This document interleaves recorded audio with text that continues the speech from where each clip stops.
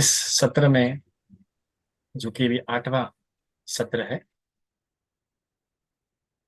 भगवान के शिक्षा में आज हम जानने वाले हैं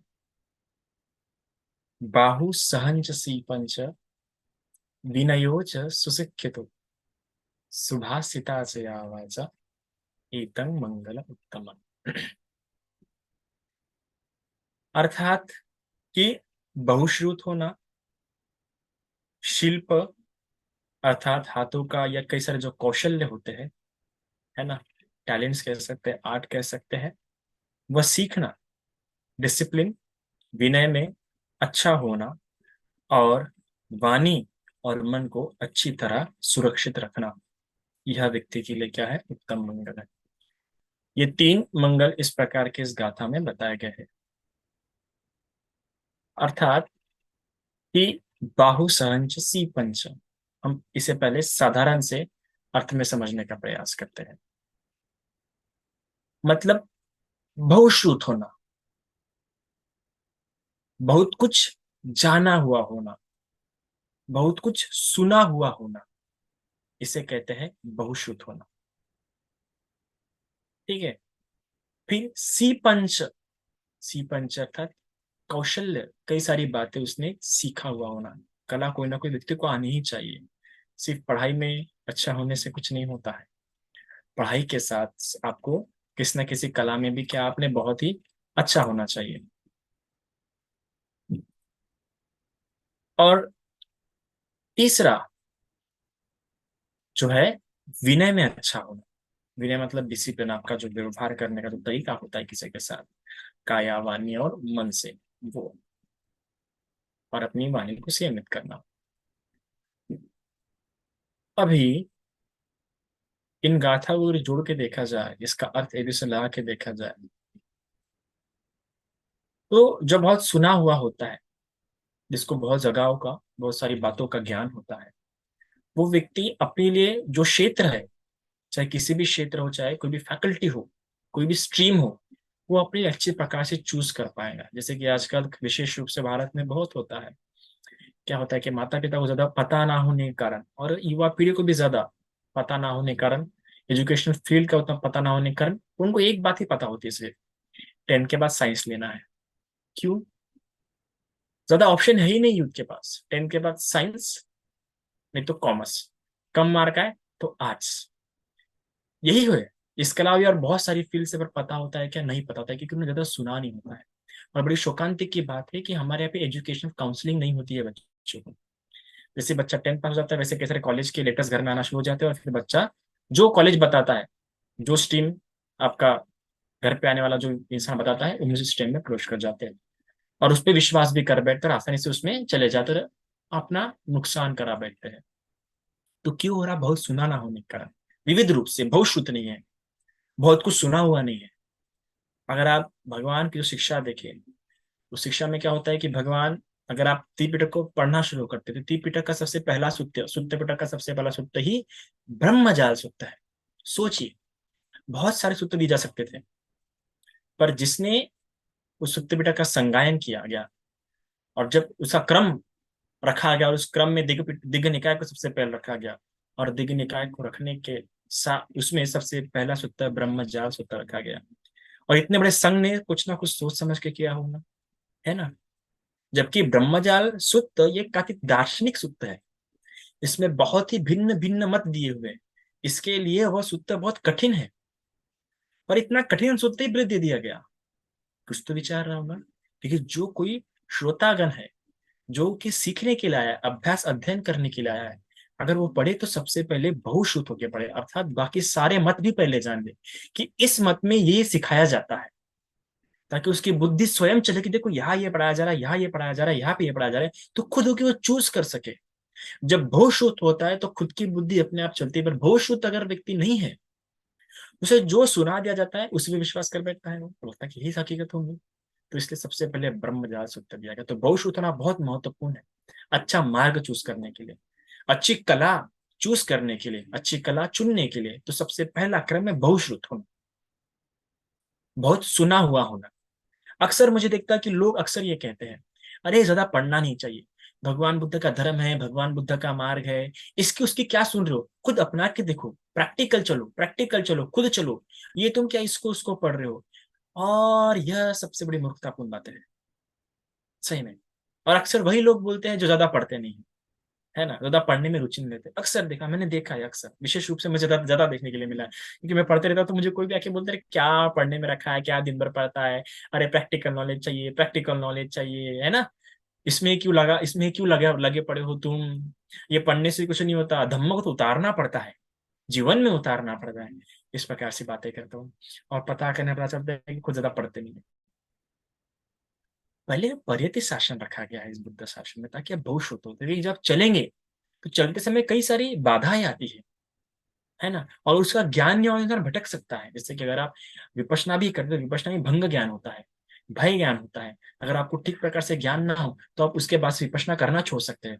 ऐसे कई सारी अवस्था होते हैं विपश्यना में भी। अभी अभी मुझे एक उपासिका का बड़ा अच्छा कॉल आया था, उन्होंने बताया था कि बनते आपके प्रवचन सुना, सल्लेख सूत्र सुना, तो मेरे कैसे डाउट्स क्लियर हो गए। मैं विपश्यना में बैठती नहीं थी, मैं भी शून्यकाल में बैठती नहीं थी, क्योंकि मुझे ऐसे अनुभव आए थे। मैंने विपश्यना आचार्य से बात की, पर उन्होंने मुझे कुछ बताया नहीं प्रॉपर, मैं सेटिस्फाइड नहीं हो सकी, तो मैं एक तरीके से मैं शून्यकाल में बैठना ही मैंने बंद कर दी थी। और आपने जब बताया तो मेरी कई सारी बातें क्लियर हो गई। तो ऐसा नहीं आप ध्यान कर रहे, कुशल कर्म कर रहे हैं, पर जरूरी नहीं कि कुशल कर्म से आप हमेशा आगे बढ़ते रहे। पठान में बहुत प्यारा कहा गया, पश्चिमानंग पश्चिमानंग कुशलानंग धम्मानंग, कि पहले के कर्म करते करते व्यक्ति अकुशल कर्म पे भी आ सकता है, पुण्य कर्म करते करते वही पुण्य कर्म कर्म व्यक्ति पाप कर्म करना भी शुरू कर सकता है। इस बात की भी संभावना रहती है। और वही व्यक्ति रहती है जब वो अनुभव ठीक प्रकार से ले नहीं पाता, अनुभव का आकलन ठीक प्रकार से कर नहीं पाता, अपने अनुभव को ठीक प्रकार समझ नहीं पाता, तो व्यक्ति गलत मार्ग पे भी जा सकता है। समाधि में कई सारे लोग विपश्यना करते हैं तो विपश्यना छोड़ देते हैं कुछ अनुभव आने का। इवन विपश्यना आचार्य को बोलना पड़ता है, नहीं नहीं नहीं, अभी आप विपश्यना मत करो, थोड़ी देर रुक जाओ, थोड़ी देर रुक जाओ। क्यों? क्योंकि परियति का ठीक प्रकार से ज्ञान ना होने के कारण बहुत शुद्ध नहीं है भगवान के शिक्षाओं को लेके। तो भगवान की शिक्षा में सबसे पहले बहुत शुद्ध होना जरूरी है। इवन नॉर्मल लाइफ भी अगर आपको जीना है तो आपका बहुत शुद्ध होना बहुत जरूरी है ना। वरना कैसा हो जाएगा नॉर्मल लाइफ में भी, चलो बाबा 10th हो गया साइंस ले लो, फिर साइंस हो गया तो जब 11th आती है तब जाके इंसान को समझता है हमारे बच्चों को कि JEE देना है, नीट देना है अभी, और तब उसकी प्रिपरेशन करना शुरू करते हैं। पर जो बहुत शुद्ध होता है, आप मोस्टली देखो, मोस्टली जो टैलेंटेड पर्सन होते हैं, जो टैलेंटेड किड्स होते हैं, जिनके माँ बाप समझदार होते हैं, मैंने ऐसे खुद देखे ऐसे कई सारे माँ बाप कि अपने बच्चों की ट्यूशन JEE की 8 लगा देते हैं, 8 से JEE की। हमको तो तब पता चला जब हमने 10th पास किए, 10th पास जब 11 में गए तब पता लगा JEE कोई एग्जाम होती है। नीट की एग्जाम वो लोग 8 से लगा देते हैं, जिसका गोल क्लियर होता है, जिसको बड़ी यूनिवर्सिटी में जाना है, ऑक्सफोर्ड हार्वर्ड, उसको बहुत पहले से पता हो जाता है, पहले से ही, क्योंकि बहुत शुद्ध है, जान लिया है कौन से फील्ड से क्या क्या होगा।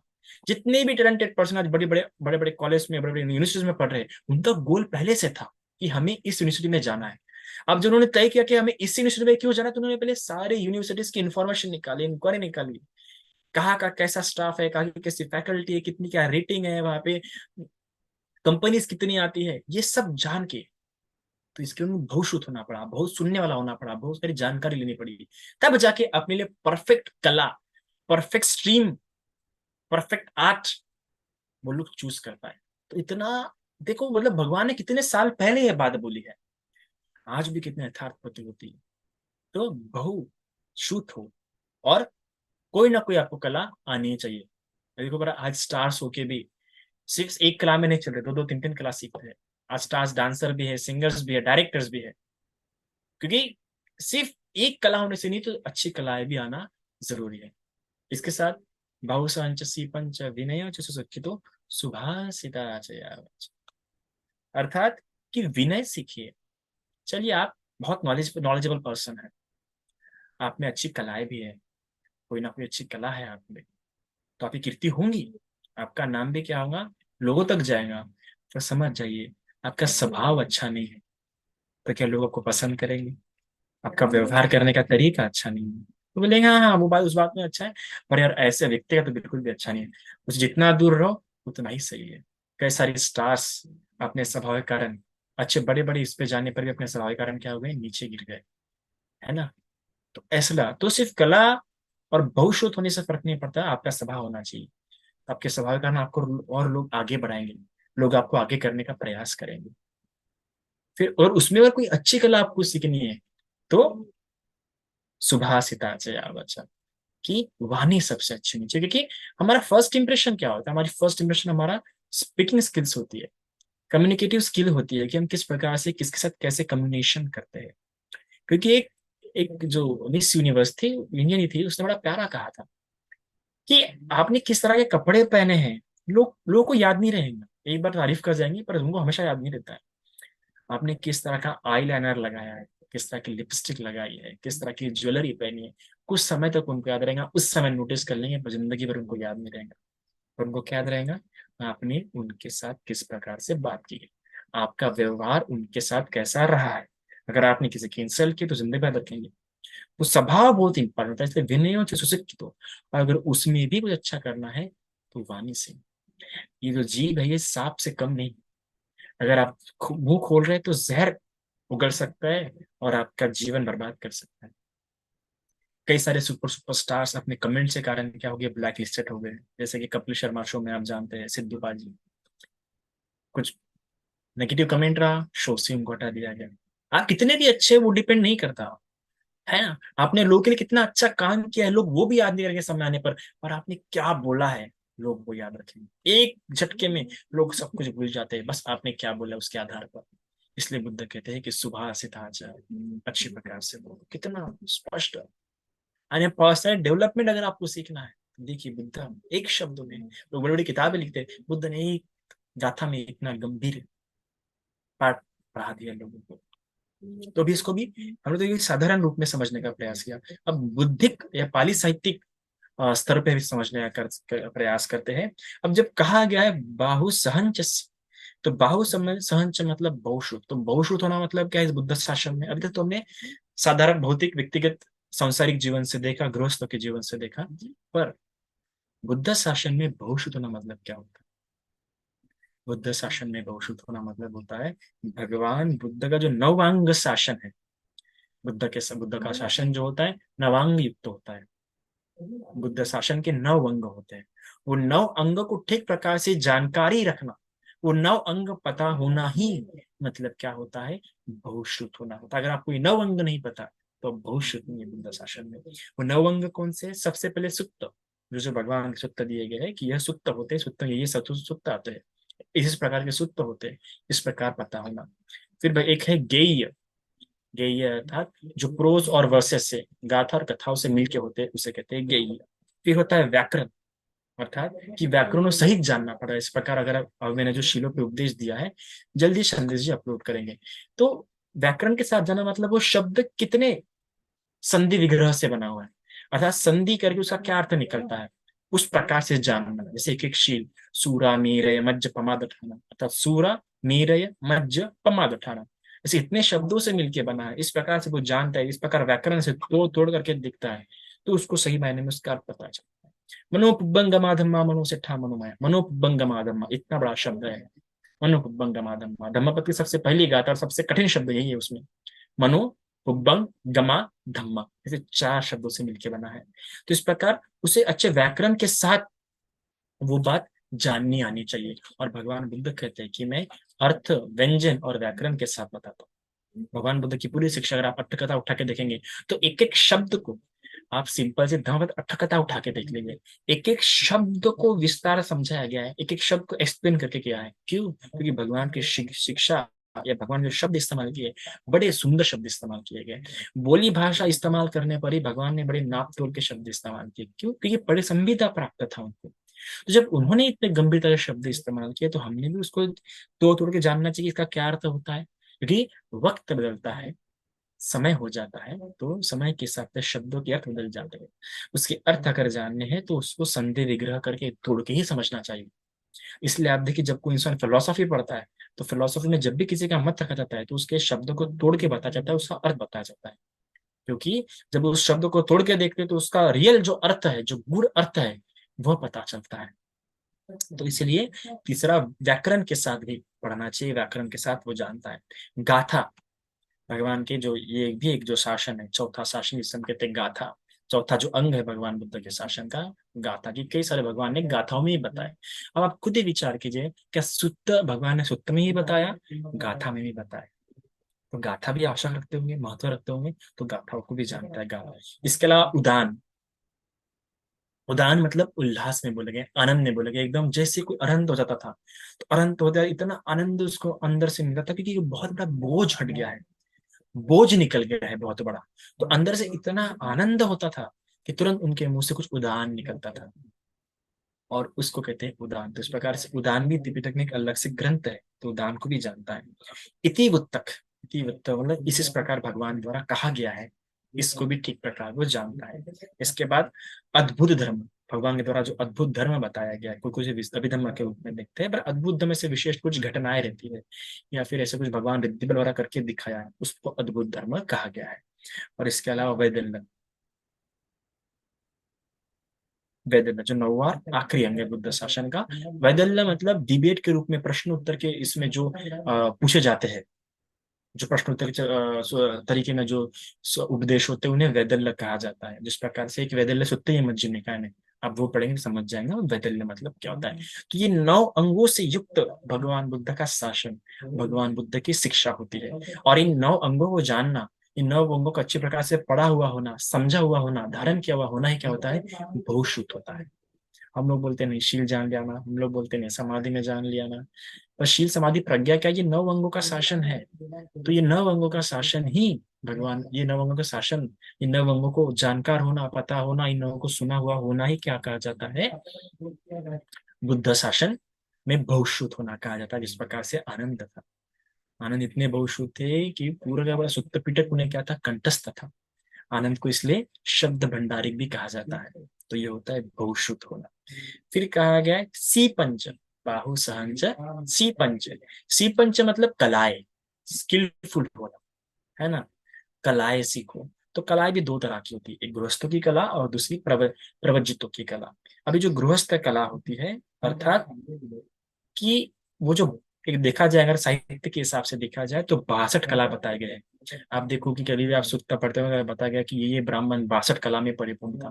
तो उस समय का जो ब्राह्मण या फिर जो शिक्षा का स्तर हुआ करता था, वो 62 कलाएं सिखाते थे। उसमें कई सारी कलाएं आती थी। तो सारी कलाएं रहते थे, बोलने से लेकर हर चीज की कला, सीने, है ना, या बनाने की से कई सारी कलाएं आती है। तो जिस प्रकार आप उतनी नहीं सीख सकते, तो कोई ना कोई कला आपको आनी, जैसे पेंटिंग होती है, डांसिंग होती है, सिंगिंग होती है, यहाँ तक कि बुनना वगैरह होता है ना, मड़के बनाना, या फिर सोने के बर्तन बनाना, इस प्रकार की अलग अलग जो विभिन्न जितनी भी कला है ना, जो भी कला है, वो सभी कलाओं में से कुछ तो भी कलाएं व्यक्ति को उसके अपने जीवन में आनी चाहिए, जिसके ऊपर वो क्या कर सके, व्यापार कर सके। व्यापार कर सके, नहीं तो कोई क्या कर सके, कोई काम कर सके, रोजी कर सके, जिससे उसके घर में क्या आए, इनकम आए, धन आए। तो इस प्रकार ये गृहस्थों के लिए है, जिसमें 62 कला बताया गया है। प्रविजितों के लिए क्या है, उनको चीवर बनाना आना चाहिए, है ना, ये भिक्षु जीवन की जो जो सामग्रियां होती है, उसका कैसा ध्यान रख आना चाहिए, इकट्ठा करते आना चाहिए, उसका संगोपन करते हुए आना चाहिए। ये कहता है ये प्रवज्जित जीवन की कलाएं है। ये अच्छी प्रकार से जो उपदेशों को अर्थ और व्यंजनों के साथ बताता आना चाहिए, ये भी उसकी कला है। अच्छी प्रकार से कोई भी विषय समझाना आना चाहिए, कि प्रवज्जितों की कला होती है। तो इस प्रकार से सी पंच।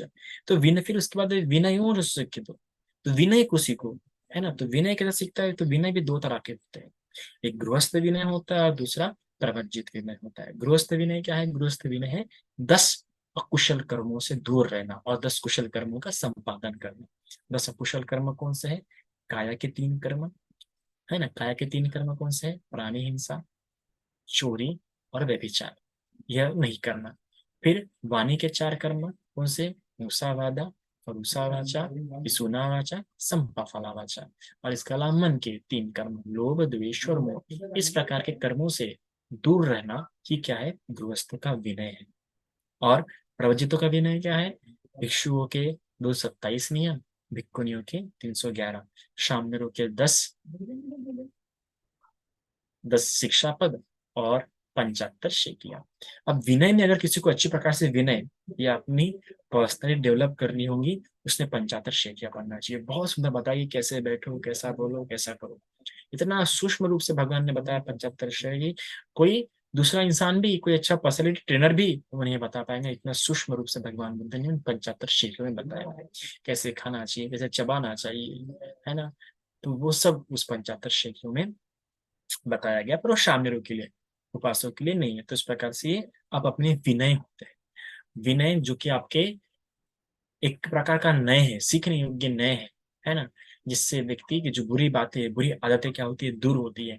विनय से आपकी जो बुरी आदतें है वो दूर होनी चाहिए। अगर वो दूर नहीं हो रही है तो विनय को ठीक प्रकार से पालन नहीं कर रहे, है ना। किस प्रकार से बात करते हैं, किस प्रकार से इशारे करते हैं, कैसे क्या कर रहे हैं, उन सब बातों को सुधारना, उन सब बातों पे ध्यान रखना ही मतलब क्या है, विनय सीखना होता है। इसलिए कहा गया सुशिक्षित हो, अच्छी प्रकार से सीखो।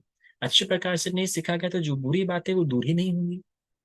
विनय क्यों सीख रहे हैं हम, अपने जीवन में विनय क्यों चाहते हैं? क्योंकि जीवन में संयम आए, स्थिरता आए।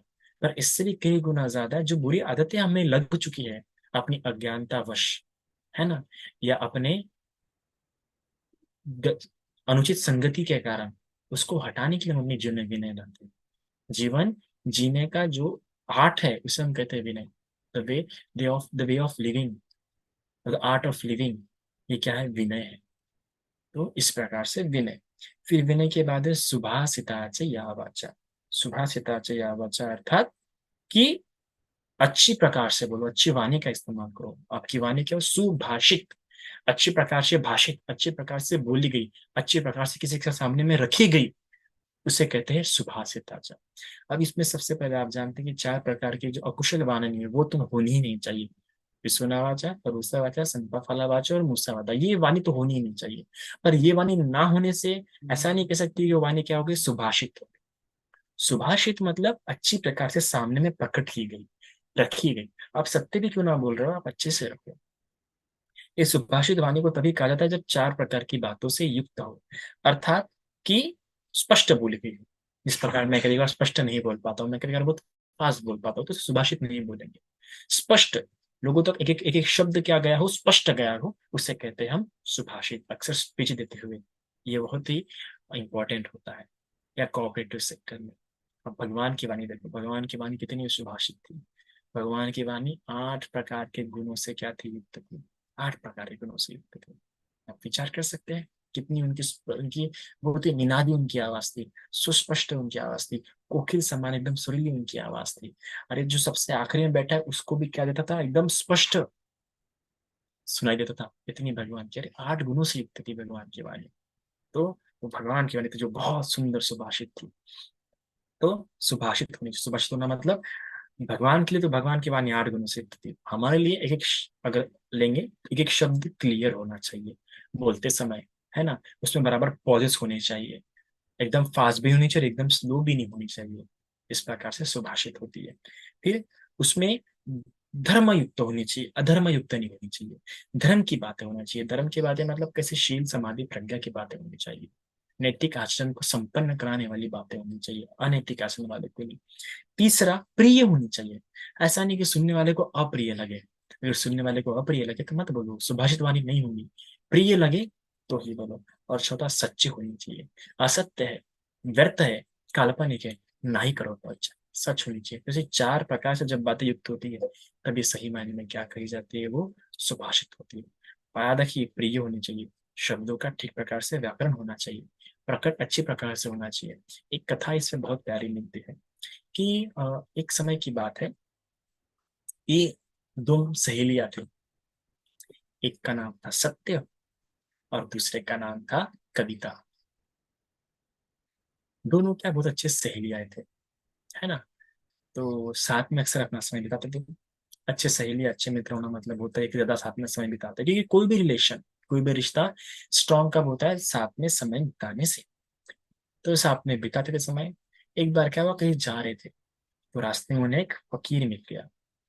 अब फकीर को देखते बराबर जो कविता रहती है, वो दूसरे दिन भोजन के लिए उस फकीर को कहते कि फकीर साहब आप कल मेरे यहाँ पे भोजन के लिए आए। फकीर कहता है ठीक है। अब इधर जो सत्य रहती है, सत्य दूसरे दिन सुबह सुबह कविता के यहाँ पे चली जाती है। क्यों? क्योंकि पुण्य करना है ना। अगर मैं कविता की है सहायता करूंगी तो मुझे भी पुण्य मिलेगा। और ये मित्रता का कर्तव्य भी होता है कि जब कोई काम हो करने वाला होता है मित्र, तो उसमें सहायक हो जाए वो, ताकि उसको बोझ क्या हो जाए, कम हो जाए। जब भी कोई काम कराए तो हमने पूछना चाहिए कि मेरी कुछ सहायता हो सकती है क्या, मैं आपकी कुछ सहायता कर सकता हूँ क्या, है ना। उस प्रकार से बिना कविता के कहे सत्य सुबह सुबह ही प्रातःकाल ही जल्द ही कविता के यहाँ पे आ जाती ताकि उसको वो सहायता कर सके। और इस प्रकार दोनों मिलके फकीर बाबा के लिए खाना बनाते। समय हो जाता है, समय होने पर फकीर साहब आ जाते हैं। आने के बाद फकीर साहब भोजन करते। भोजन करने के बाद कुछ ना कहते हुए कहते हैं कि तुम लोगों ने इतनी अच्छी मेरी सेवा की है, तो उपहार स्वरूप, भेंट स्वरूप अपने पोटली से निकाल के एक आईना, है ना, एक दर्पण उन दोनों को दे देते हैं और फकीर साहब चले जाते हैं। फकीर साहब के चले जाने के बाद जो कविता है अपने आप को आईने में देखती है, अपने आप को आईने में देख के कहती है, अरे वाह मैं कितनी सुंदर हूँ। इस प्रकार कहती है, अरे मैं तो बहुत ही सुंदर हूँ, दिखने में बहुत ही अच्छी हूँ। तब सत्य कहती है, जरा आ, चल जा दिखा मैंने, मैं भी देखूं कि मैं किस दिखती हूँ। ये सत्य अपने आप को आईने में दिखती है तो कहती है, अरे नहीं नहीं मैं सुंदर हूँ, देखो मैं कितनी सुंदर दिख रही हूँ।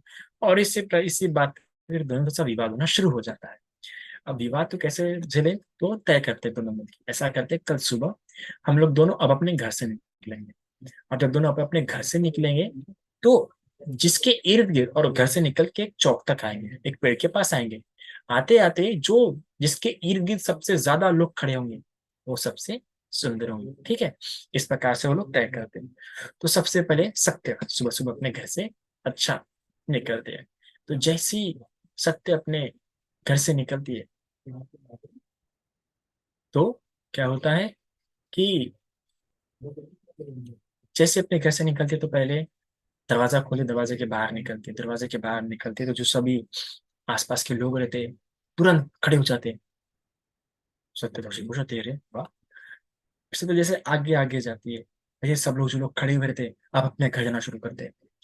फिर सत्य जैसे आगे आगे और जाती है, वैसे क्या होता है, सभी लोग अपने घर के अंदर चले जाते हैं, कोई रोड पे नहीं था। फिर सत्य को क्या बहुत बुरा लगता है, तो सत्य क्या करती है, अपने कपड़े उतारना शुरू कर देती है। कपड़े उतारने के बाद तो सब लोगों ने, जो लोग अपने घर में चले गए थे, सभी लोगों ने अपने घर के कबाड़ खिड़कियां दरवाजा सब बंद कर दिए और कोई सत्य के आसपास नहीं था, सभी सत्य से दूर भाग जाते हैं। और सत्य फिर बहुत दुखी हो जाती है, पेड़ के पास आने पर रोना शुरू करती है। फिर सत्य कहते, कविता कहते कि मेरी बारी। फिर कविता अपने घर से निकलती है, अच्छी प्रकार श्रृंगार उंगार करके, बहुत अच्छा आभूषण कपड़े वस्त्र वगैरह पहन के निकलती है। और जैसे ही अपना घर पैर पैर बाहर रखती है तो जिन जिन लोगों ने दरवाजे बंद किए, अपना दरवाजा खोलना शुरू करते हैं। जैसे जैसे वो उस पेड़ के पास आना शुरू हो जाती है तो वैसे वैसे उसके इर्द गिर्द बहुत भीड़ खड़ी हो जाती है। और फिर कविता सत्य को कहते हैं कि देखा सत्य, ऐसा ही होता है। नग्न सत्य किसी को पसंद नहीं होता है, पर कविता सभी को पसंद है। क्यों? क्योंकि कविता श्रृंगार करके दी जाती है। कविता में शब्दों का बहुत ही सुंदर उपयोग होता है। इसे तुम कथा कादम्बरी पढ़ना पसंद क्यों करते हैं? भले ही कई सारी कथा कादम्बरी काफी दुख युक्त है, पर फिर भी वो कथा कादम्बरी क्या होती है, बहुत ही प्रसिद्ध हो जाती है। जैसे शाम की आई, है ना, सान्या गुरुजी की गाड़ी द्वारा लिखी गई आई, ऐसे कई सारे सुंदर कादम्बरी है जो बहुत ही मशहूर हो गए हैं उदासीन होने पर भी। क्यों? इसमें शब्दों का बहुत ही नापतोल के इस्तेमाल किया जाता है, शब्दों का श्रृंगार होता है, सही शब्दों का चयन होता है।